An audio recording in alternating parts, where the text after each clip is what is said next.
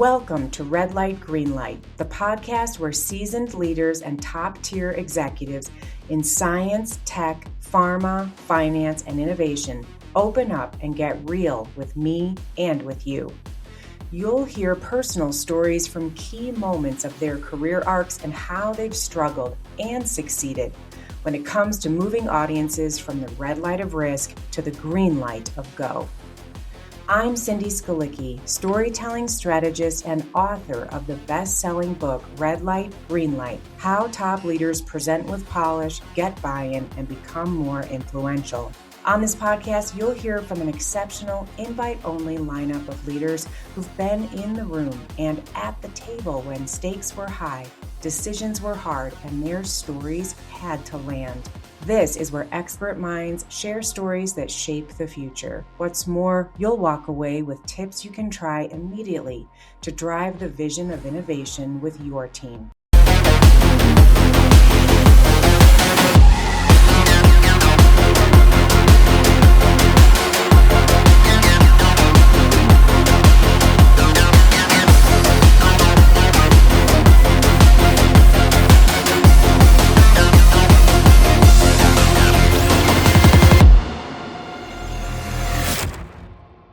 Hi, everybody. Welcome. Welcome to another episode of Red Light, Green Light.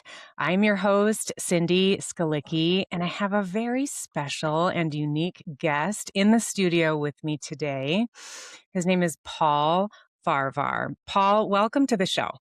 Thanks for having me, Cindy. Yeah, absolutely. I have an interesting starter for us today. Are you ready? Yeah, let's do it. Are you sure? I mean, I'm not sure because you haven't said it yet. Well, this will be mostly for our YouTube audience, but I found this picture of me from high school. Okay. This is me. And for those listening, I'm wearing head to toe a clown outfit for Halloween. And so, Paul, I found like a post that you shared last week from you had like Bozo the Clown directly behind your head because of a place you went to interview. And this is a special picture for me because that day in high school, so everybody, Paul and I went to the same high school. Okay, we went to Hinsdale Central. And this was a really unique day because nobody knew who I was. And I think that it was interesting to me to like kind of hide behind this mask. And by the end of the high school day, people were like, have you seen that clown? Do you know who that is? And it makes me wonder for you, Paul, kind of tangentially, how did you get into, the joke realm, the comedy realm, the clown realm from such a serious place of being a trial lawyer? Like, help us out. Man.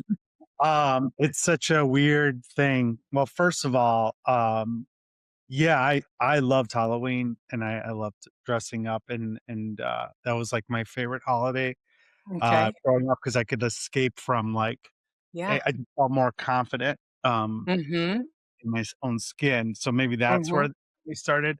For me, comedy was something I always loved to watch. As a kid, I used to watch Johnny Carson, Letterman, and then Conan O'Brien. I loved stand-up comedy too. My brother introduced me to Eddie Murphy when I was a kid. But I never thought to do it. It was just all by accident, really. I always thought I was going to go into law, politics, and music because I was a musician. But comedy started by accident. My origin story is this. I'm trying to expedite it as quickly as possible. Opening for Bob Saget in Indiana at the casino, I believe. And he asked me to go with him backstage to act as his lawyer because he was nervous. And at the time I used to manage bands. I used to be an artist manager and I was a lawyer. And I was like, yeah, that sounds like fun. And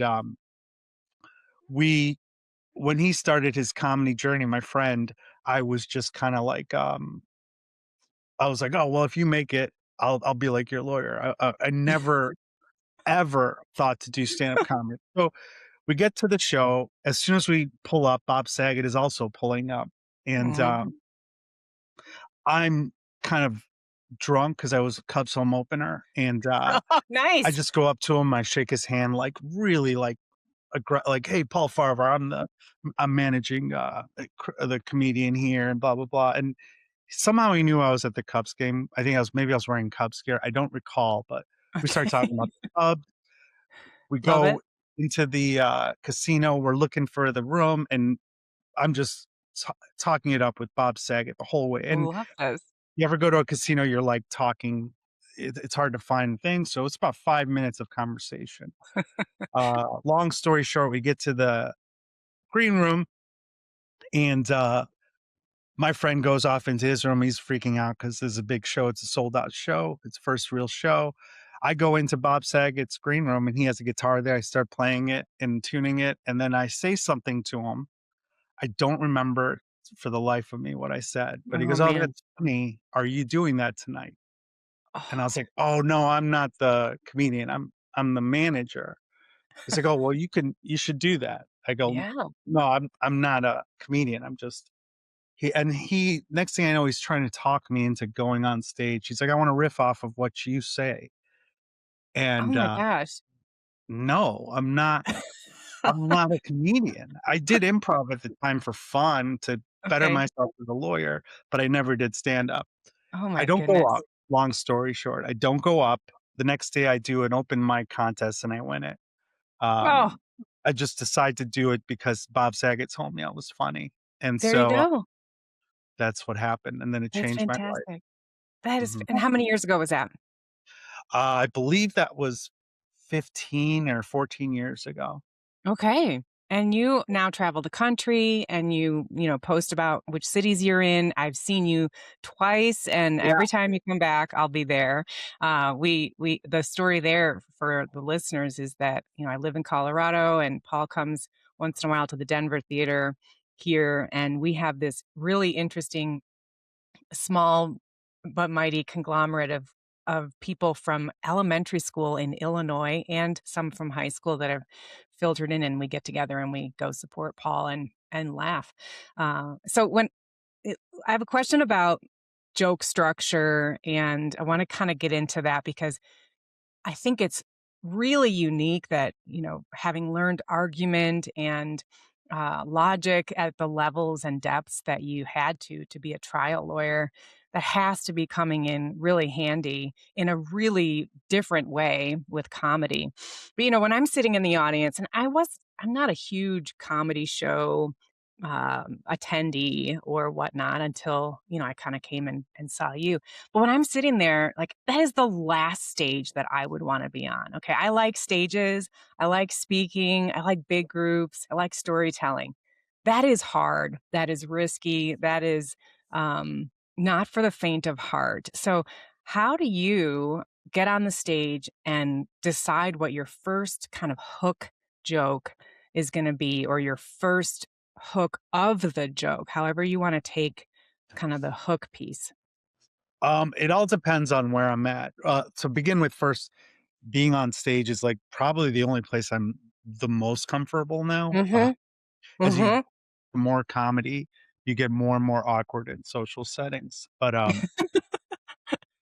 that wasn't always the case. But, for me, it depends on where I'm at. If I'm at my home club, which is, Laugh Factory in Chicago, I'm just I don't know what I'm starting with. I'm having fun Okay, up there. I look to see okay. whoever was before me, whatever the host just said, or Mhm. something that I see that happened recently, I call back to that. If it's a room that I don't know or, I've never worked at, I have certain jokes that I do to see, to gauge the audience, and there's, like, a Yeah. couple, like, test jokes I have to see how smart they are.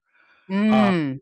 that kinda sets the stage. I used to do one where I did a joke where, it kind of, like, talks about the South and, it's a thinker, but it's not really, like, super smart, but I would use that to see how sensitive and how smart the crowd Yeah, was. right, And for then from sure. there, you choose your own adventure. Okay, well, if they like that, then I'll do this, and if I like that Mhm. so that's kinda my hook, Okay. start. The general Yeah. rule with comedy, and it's funny you say that because I just taught a class yesterday for the first time. you start with your second best joke and you close with Okay. your joke. Okay. So Nice. I don't do that, but like, because I think all of them are good. And so Of course. That's like I me with my stories, right? They're yeah. all good. So that's the general rule of what I do. But lately I've just kind of been because I've been doing shows where people are coming to see me now, so I don't really have to do that That's anymore. And awesome. that's the goal. But Yeah, obviously, if that I'm is. opening for somebody else, you know, that's kind of the general hook I do. Well, and for people that do, I love what you said about thinking about the host or the person before you or whoever might be coming up after you. That lineup really matters. And it's no different in a professional setting when I'm, going to work with a speaker. It's like, well, who's before you? What's the day about? What are we trying to achieve, in this setting? And how can you link arms with the person in some way to connect to them and make it for the audience because you're really there to entertain them. Yeah. And I think it's fun. There's a lot of freedom in stand up, and I like it when I see a comic who, and you do this where you're like, oh, all right, well, that joke didn't land. So let's go, or that's, I see how you guys are. You kind of talk to us and we can't really talk back to you, but there's a familiarity there that comes within just 30 minutes or so or of Mhm. watching somebody share what ends up being really vulnerable stuff and Yeah. self-deprecating stuff. And I think there's an automatic appreciation on the part of most audiences that you might feel. Is that true? I don't know. That's just a question. Yeah, I mean, I think that, yeah, I mean, I try to avoid talking, at an audience. I Yeah. try to, like, engage, but I obviously, I wanna tell my stories. I don't like to do a lot of crowd work, although Hmm. I feel like I'm good at it. Hmm. Just kinda like, I kinda like just kinda being conversational, and Yep. so a lot of times people feel that when I do my sets that they know me, Yep. based on the stuff I'm saying on stage is pretty personal, like you say. Hmm. So, Hmm. um, if they're not on board, it's like, okay, well, you just don't like me. Let's Yeah. just do some stuff that's not personal that you'll like Right. after personal stuff. Let's talk about airplane food or whatever. Right. But talk about putting yourself out there with complete Yeah, strangers and having to, I mean, that's a huge red light of risk, if you will, in terms of how you have to just go at the whole profession and the yeah. angle that you have. Can you, a lot of people I work with are nervous speakers, sometimes depending on the audience, and especially if it's a new inner circle, for example, it's nerve wracking. Can you tell us about the first time you ever had a full set that was all yours, and how did it go? And how did you prepare? Full set. The first time I headlined, I think would be like that would make sense. Mhm. I Mhm. was, headlining a show, on the South Side, and, they asked me if I had 45 minutes to an hour, I think that's what it was, and I didn't at the time, I'm like and like an idiot, I'm like, "Sure, yeah, I do." Um, and so I was like, "I'll do crowd work." I had 30 minutes, and I do 15 minutes of crowd work, and so, I was more nervous about filling the time than Yeah. anything. Yeah. Went really well, and I ended up, doing more than I thought. Oh, Obviously, good. when you're headlining, there's a lot more, laughs, even Mhm. if people tend to give the headliner a little more leeway, especially Mhm. 'cause they're warmed up, they've had a few drinks. So, I think I did more than my time because I was like I was anticipating that, and so for me, that was like starting out, that was always filling the time was the issue. Do I have enough Yeah. and now it's like the opposite because 'cause I'm like, "Oh, I wanna do so many of these new things, but I also gotta do some proven jokes because these guys paid a babysitter to come out." Right, right, So, right. Yep. Well, let's go to the material part of this uh, because, I've there's only a couple stand-up comedians I've met personally that this one in particular was just getting going on that career arc. This was years ago. But I know that he always carried like a little pad and paper with him to write funny things down, just going uh-huh. through his day.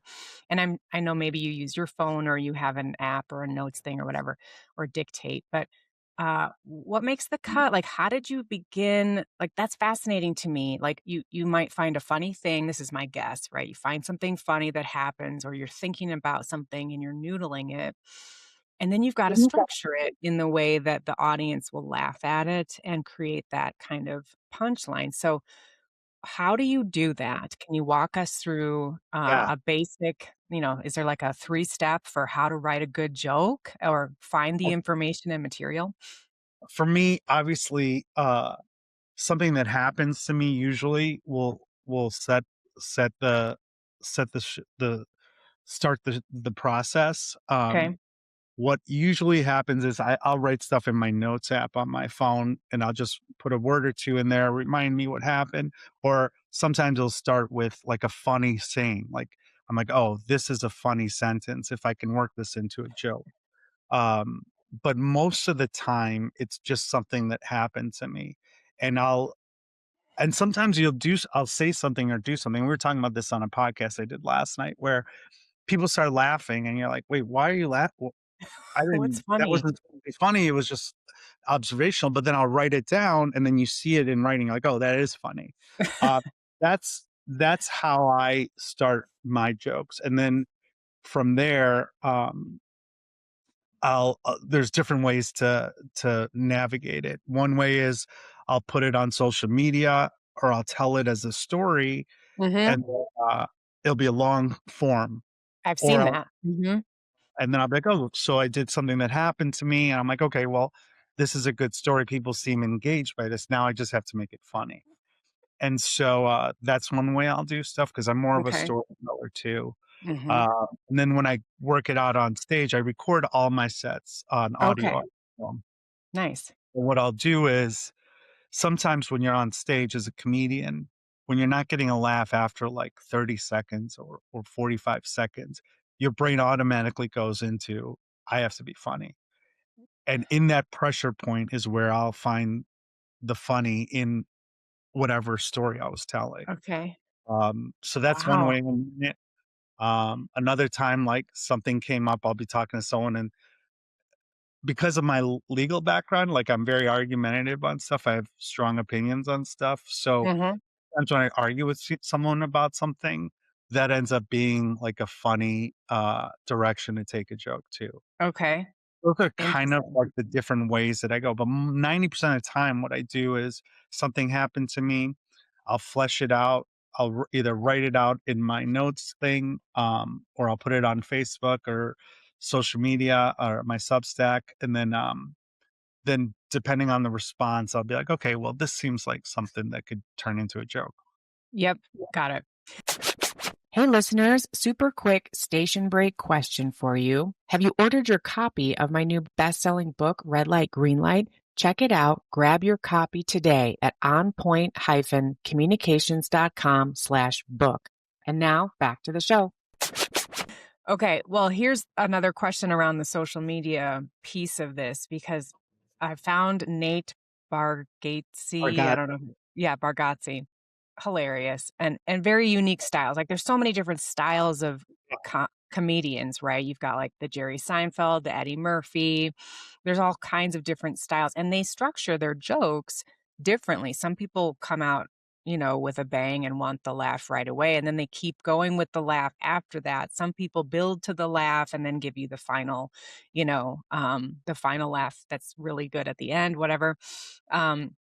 But I was thinking I kind of got glued on Nate and kept watching all of his shorts. And I right. thought, this must be hard with social media with all the jokes going out. Like, I wonder if that shortens the life of the joke or if it's not significant enough. What's been your experience in doing Yeah, that?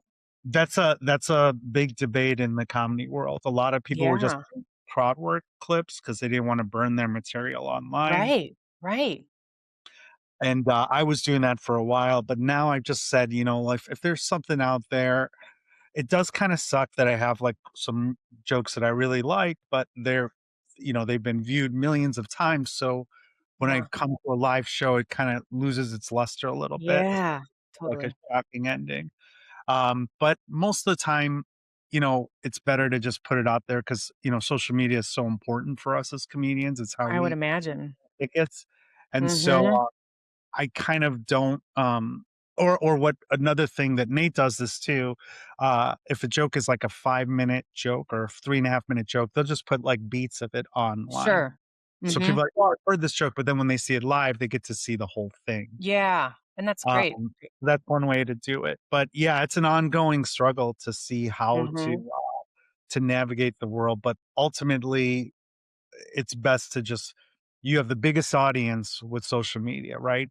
And Sure. so if you can fill that net with as many Yeah. people, learn who you are, um, it actually forces you to write more too. So that's a That's what I was gonna say. Yeah, you must have I was thinking about how for speaking and whether it's keynoting or even just your basic presentations to, upper management, we build in a little storyline at the very start. And so I help leaders with a story log where we start logging the kinds of stories they've experienced anywhere in their life. It does not have to be a professional story. It can be a personal yeah, story. It can be a sports story. It can be anything because it'll resonate if it's universal enough.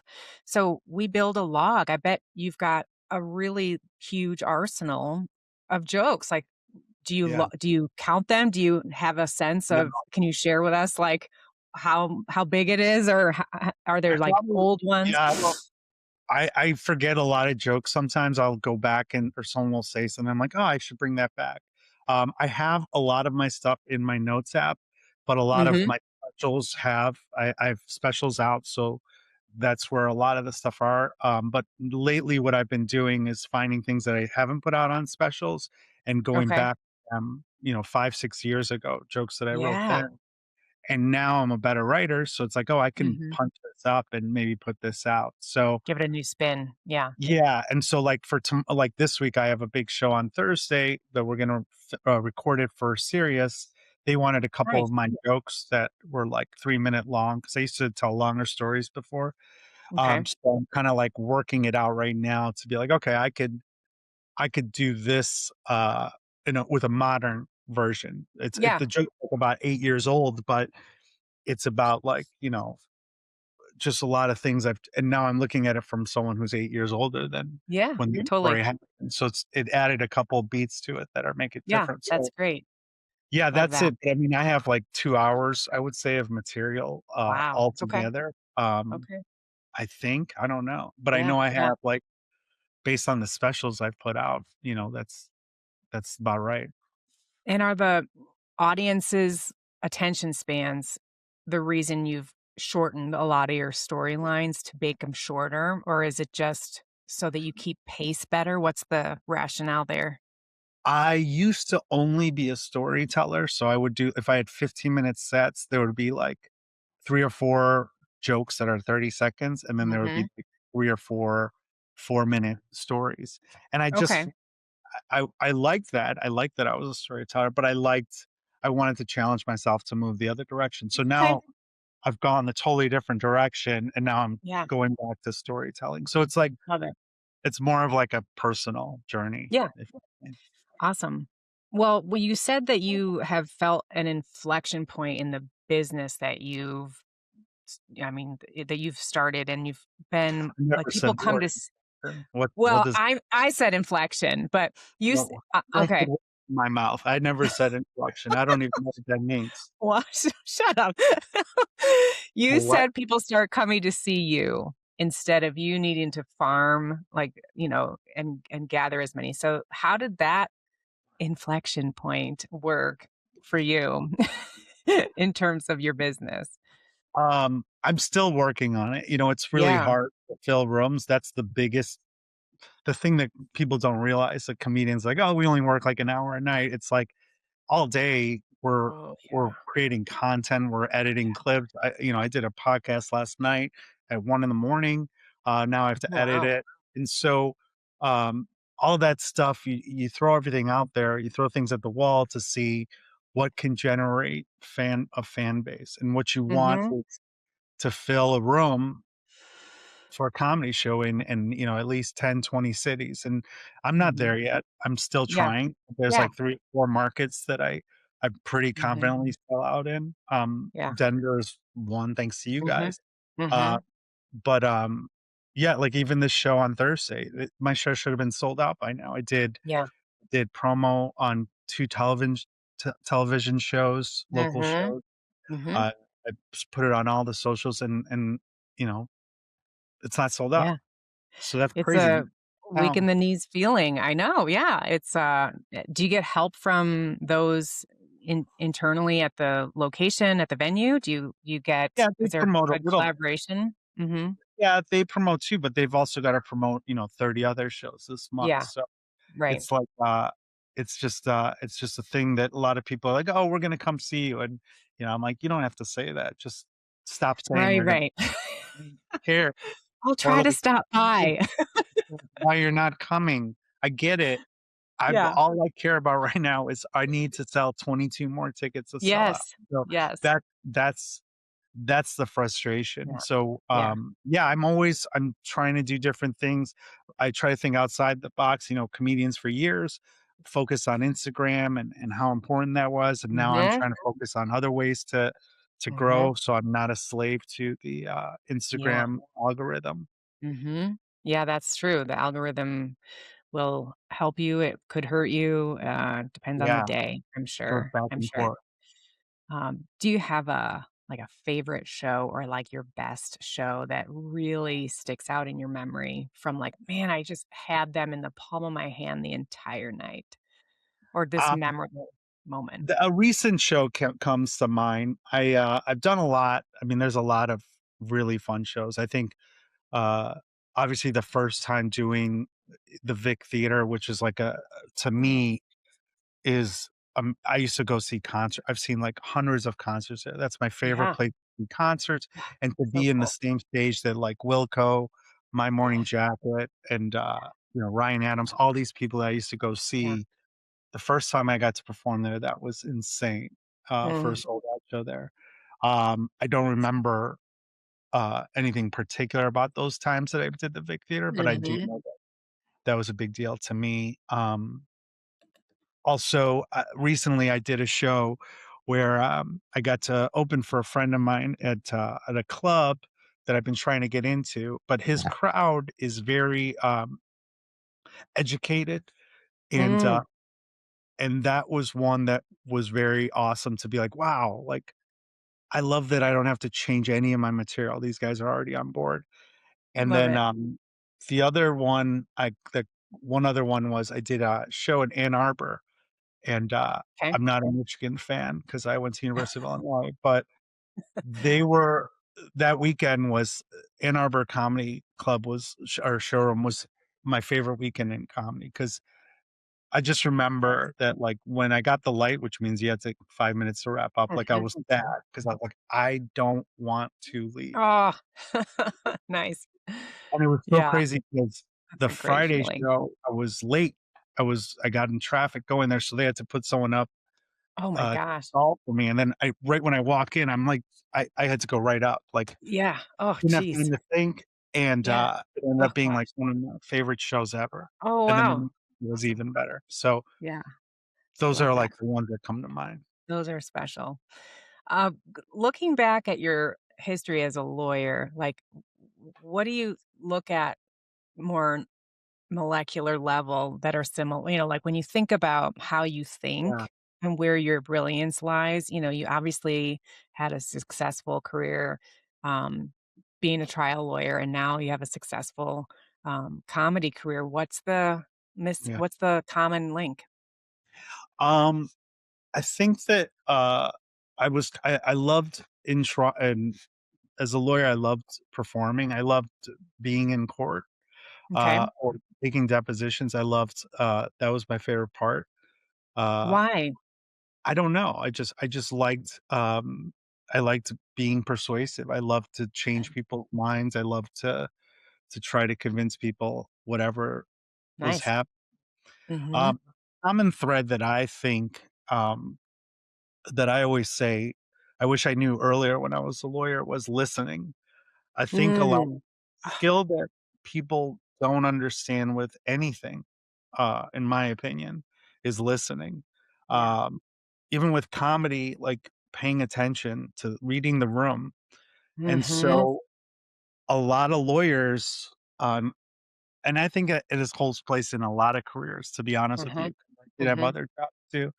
Um, you just have to listen or pay attention because mhm, lawyers like to talk and they like to I just remember later in life when I was doing comedy and practicing law, there were times where I didn't have time to prepare as much as I should.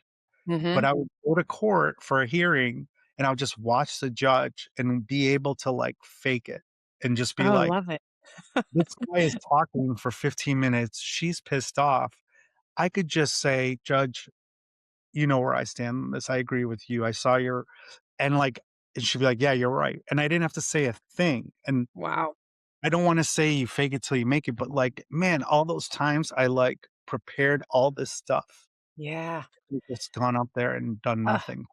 that's fantastic. What a cool overlap. I wasn't expecting you to say that, but it makes a lot of sense. I didn't Yeah, have an expectation, but it makes a lot of sense. And reading the room is one of the other questions that I was going to yeah, ask you about in comedy because, when we work with audiences as a speaker, you really want to engage them both at the head level, at the heart level, and when possible, maybe it's appropriate to get them talking by spitting out an answer or getting, some kind of very low level engagement vocally. Like if you can get somebody to say something in a workshop environment, for example, they're bought in to you because you've asked them to say something, and that buy-in vocally is a game changer in my experience with groups. yeah.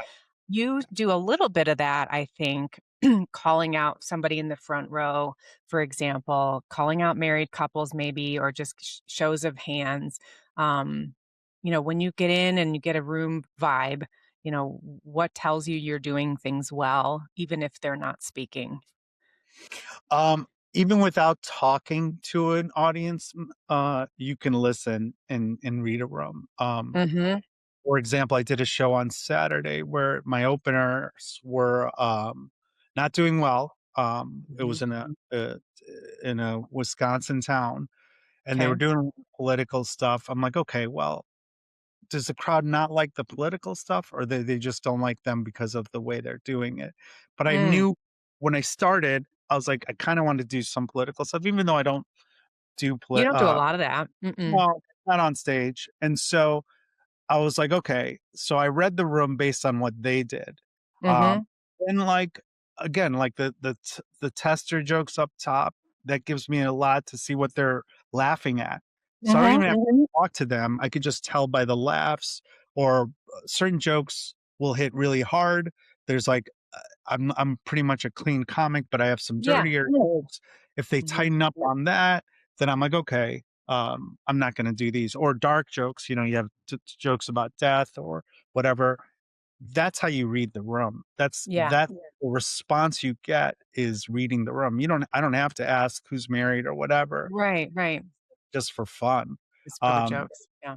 and so for, law, what I would say when I is you prepare for the moments that you think you in case you need them, like reading Mhm. all or having all this material is I'm prepared Mhm. for an hour. Yeah. But you don't Yeah. have to do all that time if you can just win your argument or Yep. win someone over with, a 5-minute joke. Yeah. So I would imagine I that's the was just gonna thing, that's listening. yeah.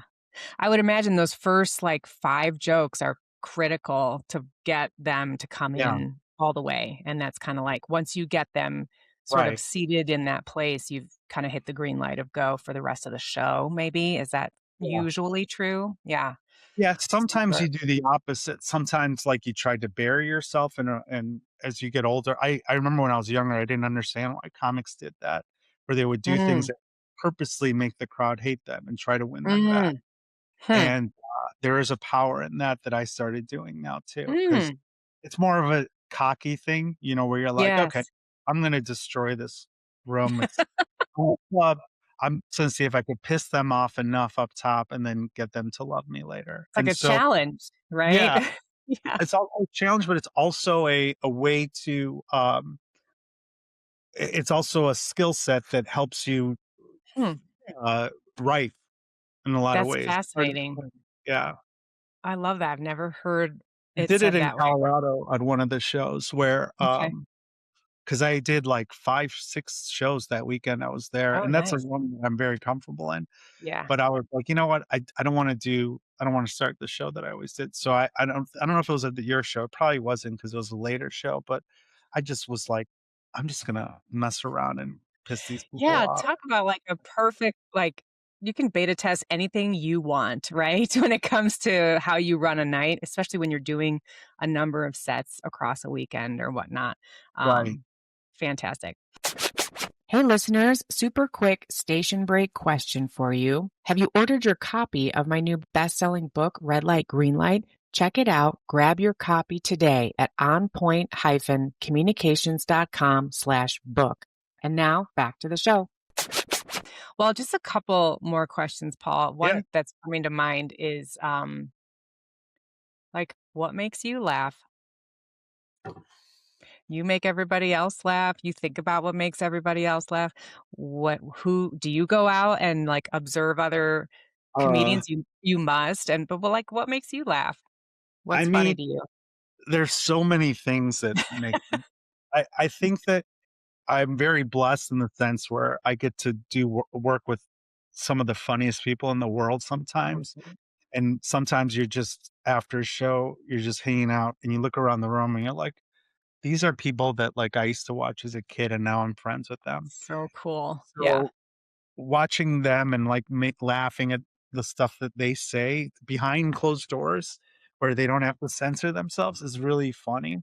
Yeah. Um, Awesome. those are the things that make me laugh. I still like I laugh at Beavis and Butthead. There's a couple things that make me die laughing, with that, and there's so many, I'm pretty easy to laugh at, or to make me laugh, but Mhm. I don't go out to watch other comedians, but I think, like, we hang out with each other and we make Yeah. each other laugh, and That's so great. You those are can't kind of hold the better company than that, right? Yeah, that's late pretty night awesome. conversations with comedians is where I Yeah. would say I get my most, uh, That's laughs where my face hurts. yeah. It's like a sacred space, I'm sure. Not a lot of people have access to that. So Yeah. well, my last question is around, the listener audience that we have here are mostly people doing a lot of work for a lot of hours for a lot of, stress. They're in situations where they may not laugh a lot, but we all know that at work anyway, right? But we know laughing is important, neurologically, physiologically. And you just have any final remarks about, just in terms of maybe not taking life as seriously or some Yeah. of the things that you've learned from going from lawyering to comedy, what would you say to folks listening? I think that I'm a workaholic too, so Mm. I was high functioning. I was at one point I was doing 3 different jobs, Wow. full uh, so I still feel like well, a lot of comedians make fun of me because 'cause I'm like the one after a show still working on my computer while I'm watching the rest of the show. Oh my Uh, gosh, yeah. so I Okay. get it, but in terms of laughter, it is important, and I think that, Mhm. for me, people are stressed. There's so much happening in the world that it's like I love when I do a show and people come up afterwards and they're like, "I needed that." To Yeah. me, it's like, Yeah, there is something to be said about laughter being the best medicine, even though I come from totally. a family of doctors that would disagree, but Right. there is something to be said that, sometimes you just gotta, like, smell I wish it's easier said than done, but, like, just smell the flowers Yeah, I and know. you Totally. win. And, I would say too, there is a space for humor in the word presentations even feels stale Sure. to many, right? But like you can totally build in humor. Like there are occasions that I've made an audience laugh that I didn't really expect to make them laugh, and I throw in a little something that I wasn't planning. I mean, I'm Right. no comic, but I like to make people laugh. I have a good Yeah. sense of humor, I think, and so it shines unexpectedly, which is even more fun in the storytelling realm where, where I'm in a room and I'm feeling good about things. That's a fun place to push in on when the moment strikes. Do you have a favorite comic? You said Eddie Murphy. Is there someone you kind of like look at Um, and go, yeah, that's the person that I'm kind of modeling after or loved the most? I think my favorite is Conan O'Brien. He's my Yeah, favorite I saw him behind you.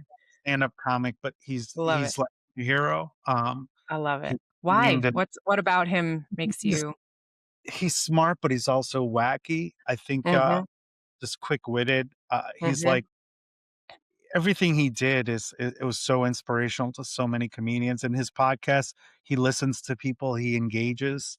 mhm. I think that's so important right now, to Yeah, listen to each other, and so totally. I just think he's amazing. I mean, I have a Awesome. tattoo, on my arm that says, be kind, work hard," which is what he said when his last day on NBC, where, he was when Jay Leno came back and he was kicked off of NBC, and he told the audience, he's like, I hate people who are that are, I can't think of the word right now, It's but okay. essentially he was saying, if you work hard and you're kind, amazing things will happen. Yeah, Don't be distressed by negativity yeah. and people that are so, unhappy. It's like Mhm. he brings a happy, positive light to things, and I feel like that's important to me when I Yeah, do to any love it, show that I create. I don't wanna punch down. I wanna make people feel good. love it. Awesome. Great way to end the conversation today. This was super fun. Thank you so Cynical is much, the word I Paul, was thinking of. for Cynical joining me. was I Yeah, was there you go. There it is. don't be Rewind, cynical rewind, plop it in. about it. Is Paul, the where other can word. people find you on social? We wanna get you some more Yeah, followers please and follow. people. Um, I have, on Instagram, it's Paul Farahvar. If you put Paul FAR, it should pop up if you don't know how to Okay. spell my last name. On TikTok, YouTube, and my website, it's all Paul F Comedy. Okay. Check it out there. I've got a bunch of specials on my YouTube page and a Yeah. couple, podcasts and shows that I started in the last few years that are really fun. Awesome. Awesome. Yep, we've seen Paul in Denver. He's often in Naples and other cities in Florida. And if you're in Chicago and you're listening, he's there frequently and he posts his monthly schedule. So check him out, get to his show, tell him I sent you, and get yourself a few laughs amidst the craziness of the Yes, world. you get a Awesome. big Thanks for Paul listening. Yeah, there you go. I do. I have mine, by the way. It's in all of I you go bought it. I support people. donated to your Yeah, cause yeah. 100%. Well, thanks so much, Paul, for being with us Thanks for today. having me. Yeah, you're welcome. Everybody, thanks for listening. Don't forget to hit follow and share with someone in your circle. We appreciate you listening. We'll be back again next week with another incredible guest. Until then, get out there, find yourselves an audience, and get them from that red light of risk to the green light of go and nail it. Thanks, everybody. Bye bye.